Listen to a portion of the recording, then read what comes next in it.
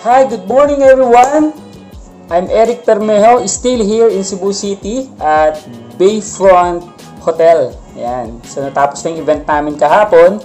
And then masasabi ko naman na successful yung naging event namin para sa loan consultant orientations and trainings. So sa susunod, sana makarami na yung umattends.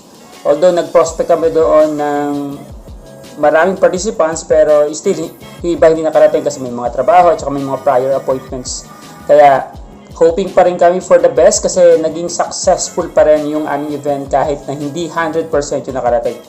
Pero syempre, sabi nga namin, lagi kami nagbabakasakali na kapag napanood nyo itong mga video namin na ginagawa para sa inyo, sana ay ma-appreciate niyo at sana mag-connect kayo sa amin para still patuloy kami makapagbigay ng value sa inyo at ma-enhance namin yung knowledge ninyo. Wala naman kami bang purpose bukod sa gusto naming magnegosyo dito sa JK Capital. Syempre gusto rin namin makatulong at matouch namin yung buhay ninyo. Okay, so hindi lang naman to basta pera-pera lang o business-business lang.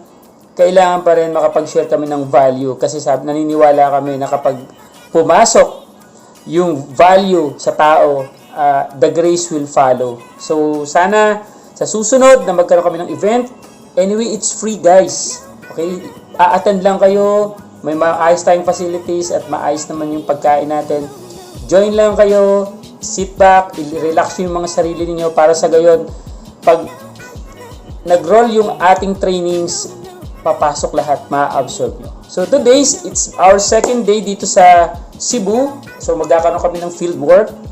At the same time, meron kami mga clients visit. Okay? So, kung merong mga kakilala kayo dyan na potential business owner or applicants na pwedeng mag-apply sa JK Capital Finance, contact us today para maset namin yung schedule, lalong-lalo yung mga loan consultant na umattend kahapon.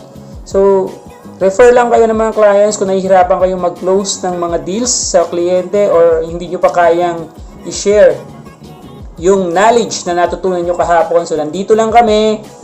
Handa kami tumulong sa inyo para bago kami umalis at bumalik ng Manila, na-guide namin kayo at naturuan namin kayo. Okay? So, thank you guys. Have a nice day. God bless.